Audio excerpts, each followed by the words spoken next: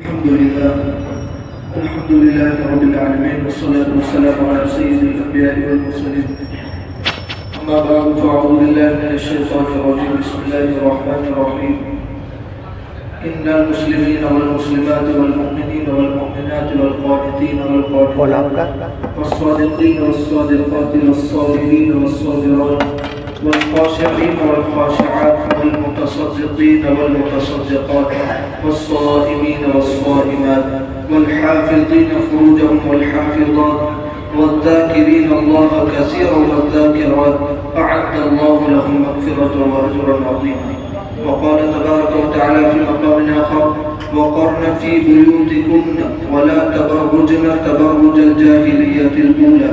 وعن عبد الله بن عمر رضي الله عنهما أن رسول الله صلى الله عليه وسلم قال: ألا كلكم راع وكلكم مسؤول عن رعيته، فالإمام الذي على الناس راع وهو مسؤول عن رعيته، والرجل راع على أهل بيته وهو مسؤول عن رعيته، والمرأة راعية على أهل بيت زوجها وولده وهي مسؤولة عنهم، وعبد الرجل راع على مال سيده وهو مسؤول عن رعيته، ألا فكلكم راع وكلكم مسؤول عن رعيته. صدق الله العظيم. قابل احترام بزرگوں، آج کا عنوان ہے اسلام کے اندر عورت کا رول اور عورت کا کیا کردار ہے۔ یہ ناقابل انکار حقیقت ہے کہ عورت کے وجود ہی سے کائنات کے اندر خوبصورتی، دلکشی اور حسن ہے۔ عورت ہی سربلندیوں اور عظمتوں کا سرچشمہ ہے۔ عزت اور مرتبے میں عورت جو ہے سوریا نامی ستارے سے بھی بلند مقام رکھتی ہے۔ اس کی موجودگی ہی سے گھر جو ہے وہ گھر کہلانے کے لائق ہوتا ہے۔ عورت گھر کو جنت بنا سکتی ہے، اس کے لیے اسے بہت سے قربانیاں بھی دینی پڑتی ہیں اور اسے ایک مرکزی کردار ادا کرنا پڑتا ہے۔ عورت کو ایک بہن، بیٹی، بیوی، بہو اور ماں کا کردار بخوبی نبھانا پڑتا ہے۔ اگر وہ ان رشتوں کا پاس کر کے اپنے حقوق کی ادائیگی بخوبی کرتی ہے تو بے شک وہ گھر جو ہے جنت کا نمونہ بن سکتا ہے۔ جب لڑکی کی شادی ہو جاتی ہے تو اسے کسی کی بیوی بننے کا شرف حاصل ہوتا ہے، ایوارڈ ملتا ہے کہ وہ کسی کی بیوی بن گئی۔ اسے شوہر کے تمام حقوق اور فرائض ادا کرنا ضروری ہو جاتا ہے، مثلا شوہر کے کھانے پینے کا خیال رکھنا، شوہر کے پہننے اوڑھنے کا خیال رکھنا، شوہر کی بیماری میں اس کی تیمارداری ادا کرنا، اس کے ساتھ محبت اور احترام سے پیش آنا، شوہر جب بھی گھر واپسی آئے یعنی گھر پر واپس ہو تو اس کا استقبال کرنا، اپنے شوہر کی جو بھی کمائی ہو اسے دل سے قبول کرنا، چاہے زیادہ ہو یا چاہے کم ہو، یہ عورت کا فرض بنتا ہے۔ اور میکے جانے کا وقت اور دن طے کرنا، مقرر کرنا، شوہر کے موڑ اور مزاج کے مطابق بیوی کو چلنا، دوسروں کے گھر سے اپنا موازنہ نہ کرنا، اپنے مسائل میکے میں جا کر بیان نہ کرنا، اور غلطی ہونے پر اپنی غلطی کو ماننا، صبر اور برداشت سے بحث و جھگڑا نہ کر کے اپنے رشتے کی حفاظت کرنا وغیرہ وغیرہ یہ عورت کی ذمہ داری بنتی ہے۔ ایک خوش اخلاق اور وفادار بیوی ہی اپنے شوہر کا دل جیت کر اس کا پیار اور عزت حاصل کر سکتی ہے۔ ان تمام فرائض اور حقوق کی ادائیگی سے وہ اپنے شوہر کے بے حد قریب آ جاتی ہے اور میاں بیوی میں ایک دوسرے کے لیے پیار، محبت، وفا، قربانی، انکساری اور احترام کا جذبہ جو ہے وہ پروان چڑھتے رہتا ہے۔ عورت کا سابقہ شادی کے بعد اپنے ساس، سسر، نند، دیورانی، جیٹھانی سے بڑھتا ہے۔ اگر عورت ساس سسر کو اپنے والدین کا درجہ دیتی ہے، ان کے کھانے پینے کا خیال رکھتی ہے، ان کے لباس، ان کی بیماری، تیمارداری اور خدمت کا خیال رکھتی ہے، ان کا احترام کرتی ہے، اور اپنے حسن سلوک اور خوش اخلاقی سے ان کا دل جیت لیتی ہے تو ساس سسر بھی بہو کو اپنی بیٹی مان کر کے اس کا احترام کرتے ہیں۔ پھر اس کا سابقہ نند اور دیورانی وغیرہ سے پڑتا ہے تو وہ انہیں بھی اپنے اچھے اخلاق اور اپنا اچھے مزاج سے اپنے قریب لے آتی ہے، ان کے ساتھ گھر کے کام کاج مل جل کر کرتی ہے، اپنی انا یعنی میں ہوں اس کو اوپر رکھ دے، گھر کے تمام افراد کا خیال رکھتی ہے تو گھر کے افراد بھی ایک دوسرے کا خیال کرنے والے بن جاتے ہیں اور ہر ایک جو ہے ایک دوسرے سے محبت سے پیش آنے والا بنتا ہے۔ جاننا چاہیے کہ مکان اور گھر میں فرق ہے۔ مکان جو ہے وہ مٹی، گارے، ریت اور سیمنٹ وغیرہ سے بنا ہوا ہے، اسے تعمیر ہوتا ہے، اسے بولیں گے مکان۔ جبکہ گھر جو ہے چاہت، درگزر یعنی معاف کرنا، مٹھاس، قربانی، انکساری اور صبر اور برداشت سے گھر بنتا ہے۔ گھر کے افراد کے عادات اور اطوار جو ہے یکساں نہیں ہوتے، ایک جیسے نہیں ہوتے، بلکہ ہر ایک کا مزاج جو ہے الگ الگ ہوتا ہے گھروں کے اندر۔ ان کے رہن سہن کا طریقہ، خیالات اور گفتگو کا انداز جو ہے ہر ایک کا الگ الگ ہوتا ہے۔ ان سب کو لے کر چلنا اور حالات سے سمجھوتا کرنا، درگزر کرنے سے ہی گھر کی فضا جو ہے وہ خوشگوار رہتی ہے اور سب ایک دوسرے کے ساتھ خوش و خرم رہتے ہیں۔ ان تمام ذمہ داریوں کو نبھاتے ہوئے اسے ماں کا بلند درجہ بھی ملتا ہے۔ عورت کو یہاں اس کی ذمہ داری خاص اور اہمیت کی حامل ہوتی ہے۔ بچوں کے کھانے پینے کا خیال، ان کے اسکول یونیفارم کی تیاری، ان کے کتابوں اور کاپیوں کا خیال، ٹفن کا انتظام، ان کی صحت کا خیال، بیماری میں ان کی تیمارداری، ان کی پڑھائی کا نظام، ان کو اچھا ماحول فراہم کرنا، دینی اور دنیاوی تعلیم سے آراستہ کر کے انہیں تعلیم یافتہ بنانا، ان کی صحیح تربیت و پرورش کرنا۔ اگر بچوں کو ماں کی طرف سے صحیح دیکھ بھال، تعلیم و تربیت حاصل ہوتی ہے تو وہ بھی اپنے ماں باپ کا اور بڑے بزرگوں کا خیال رکھتے ہیں اور ان کا احترام کرتے ہیں۔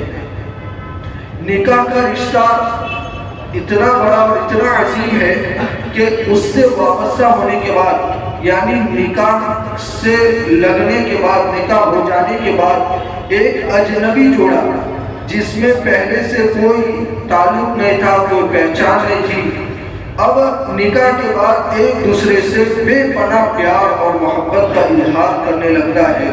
ان میں سے ہر ایک دوسرے کی خوشی اور غمی میں ساتھی بن جاتا ہے اور ان کا باہمی تعلق اس قدر مزیدار ہو جاتا ہے کہ قرآن مجید نے اس ربط اور تعلق کی بنا پر دونوں کو ایک دوسرے کا لباس قرار دیا۔ ہن لباس لکم وانتم لباس لہن، کہ وہ عورتیں تمہارے لیے لباس ہے اور تم ان کے لیے لباس ہو۔ رشتے نکاح اس وقت مضبوط ہو جاتا ہے جب دونوں اپنے حقوق کو ادا کرنے والے ہو اور شوہر بیوی کسی بھی طرح ادائیگی حقوق میں لاپرواہی نہ کرے۔ جہاں حقوق کے ادا کرنے کے سلسلے میں کوتاہی شروع ہوتی ہے وہاں تعلقات اور رشتوں میں نااتفاقی پیدا ہونا بھی شروع ہو جاتی ہے۔ اس لیے اسلام نے شوہر اور بیوی کو ایک دوسرے کے حقوق ادا کرنے کے سلسلے میں مستقل اور باضابطہ تعلیمات اور ہدایات دی ہے۔ چنانچہ مردوں کو کہا گیا وَعَاشِرُوهُنَّ بِالْمَعْرُوفِ فَإِنْ كَرِهْتُمُوهُنَّ فَعَسَىٰ أَن تَكْرَهُوا شَيْئًا وَيَجْعَلَ اللَّهُ فِيهِ خَيْرًا كَثِيرًا، کہ عورتوں کے ساتھ بھلے انداز میں زندگی بسر کرو۔ یہ مردوں کو حکم ہے، اگر تم انہیں پسند نہیں کرتے ہو تو یہ بات بھی تو ممکن ہے کہ تم کسی چیز کو ناپسند کرتے ہو لیکن اللہ نے اس میں تمہارے لیے بھلائی رکھ دی ہو۔ اسی طرح کا حکم حدیث پاک میں بھی دیا گیا کہ اگر شوہر کو بیوی کی کوئی عادت پسند نہ ہو تو اس کی دوسری اچھی عادتوں کو یاد رکھے، اس کی طرف دھیان کو دوڑائے، کسی ایک کی بنیاد پر اس کے ساتھ غلط سلوک برتنا یہ بالکل صحیح نہیں ہے۔ چنانچہ ارشاد ہے جس کا مفہوم ہے کہ کوئی بھی مومن مرد کسی مومن عورت سے علیحدگی اختیار نہ کرے۔ اگر وہ اس کی کوئی ایک عادت ناپسند کرتا ہے تو اس کی کوئی دوسری عادت ضرور پسند ہی کرتا ہوگا، تو وہ پسندیدہ عادت کی طرف اپنی نگاہ کو دوڑائے۔ اسلام نے نکاح کے رشتے کو اس عظمت سے دیکھا ہے اور جہاں تک ہو سکے ایک دوسرے کے ساتھ خوشگوار زندگی گزارنے کی بھرپور تعلیمات بھی دی ہیں۔ ان دونوں کی خوشگوار زندگی پر پورے خاندان کی خوشی موقوف ہوتی ہے۔ یہ دونوں خوش ہوتے ہیں تو پورا خاندان چین اور سکون کے ساتھ زندگی گزارتا ہے۔ اگر ان دونوں کے اندر کوئی ناراضگی ہے تو گھروں کے اندر جھگڑے ہو رہے ہیں، پھر عورت کے خاندان والے بھی بے چین اور شوہر کے خاندان والے بھی بے چین۔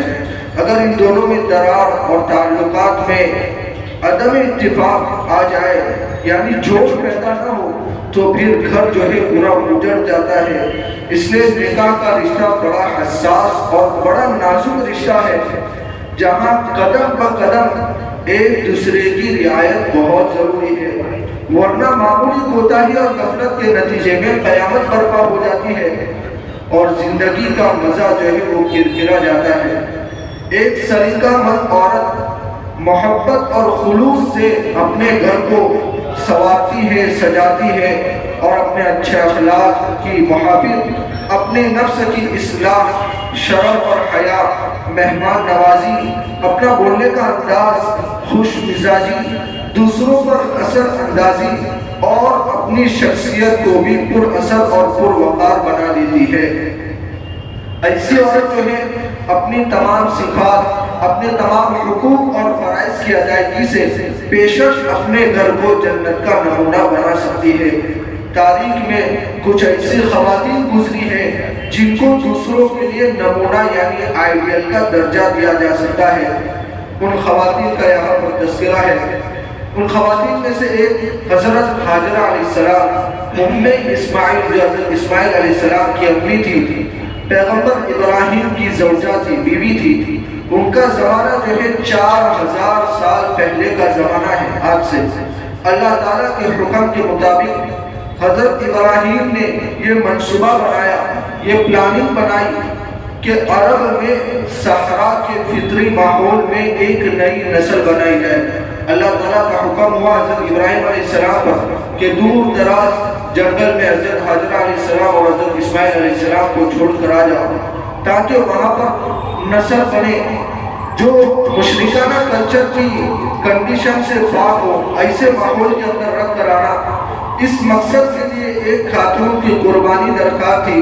ہاجرہ علیہ السلام، ام اسماعیل نے جو قربانی دی وہ مکہ کے غیر آباد صحرا میں اپنے بچے کو لے کر مقیم ہو گئی۔ یہ نہایت صبر آزما عمل تھا۔ بظاہر تو یہ موت کے حالات میں زندگی تلاش کرنے کے ہم معنی ہی ہے، ایسا ہی لگ رہا ہے دور دراز جنگل میں چھوڑ کر آئے ہیں، وہاں پر تو موت کے سوا کوئی دوسرا دکھائی بھی نہیں دے رہا، نہ وہاں پر خوراک، نہ کچھ پانی وغیرہ کا انتظام۔ جب حضرت ابراہیم علیہ السلام نے انہیں بتایا کہ یہ میں میری طرف سے نہیں کر رہا ہوں، یہ تو خدا تعالیٰ کا حکم ہے، اس وقت حضرت ہاجرہ علیہ السلام نے غیر آباد اور بے اب و غیا صحرا میں جنگل میں کہا کہ پھر تو خدا ہمیں ضائع نہیں کرے گا، یعنی اللہ کا حکم ہے تو پھر اللہ ہمیں ضائع نہیں کرے گا، ہمیں محروم نہیں کرے گا۔ تاریخ بتاتی ہے کہ ایسا ہی معاملہ پیش آیا۔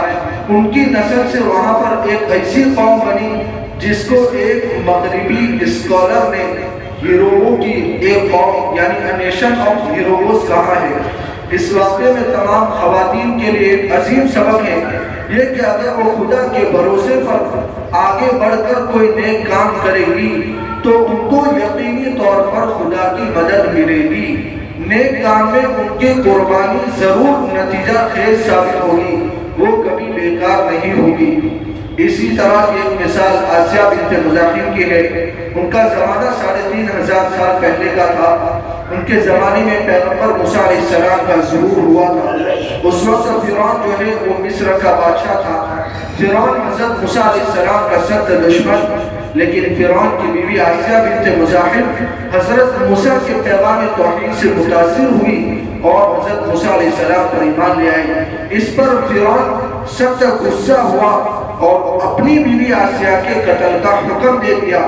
آسیہ بنت مزاحم نے قتل ہونا منظور کر لیا، یہ منظور کر لیا کہ میں قتل ہو جاؤں گی چلے گا، لیکن موسیٰ علیہ السلام جو دین لے کر آئے ہیں میں اس سے پھر نہیں سکتی۔ لیکن وہ دین توحید کو چھوڑنے پر راضی نہیں ہوئی۔ یہ ان کے لیے عظیم قربانی کا عمل تھا۔ ان کی اس قربانی کی بنا پر اللہ تبارک و تعالیٰ نے ان کے ایمان کو قبول کر لیا۔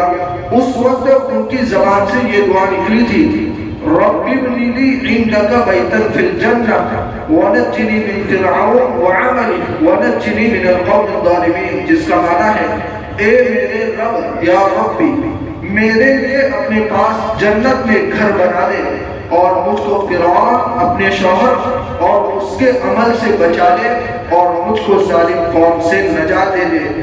یہ دعا جو ہے اس کی اسٹارٹ اس میں اعظم کے ساتھ ہوئی تھی جو اسی وقت قبول ہو گئی۔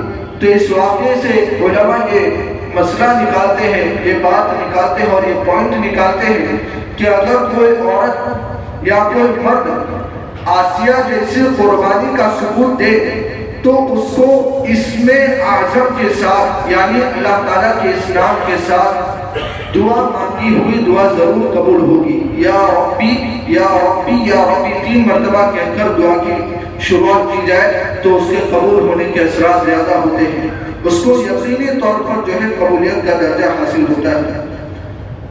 خیر بزرگ دوستوں، ہمارے سامنے جو بات آئی ہے ہم ان کو اپنے سامنے رکھیں اور گھر والوں کو بھی ایسے واقعات اور ایسی باتیں بتاتے رہیں تاکہ ان کے اندر بھی ایسے شوق پیدا ہو جو پرانی عورتوں کے اندر شوق تھے۔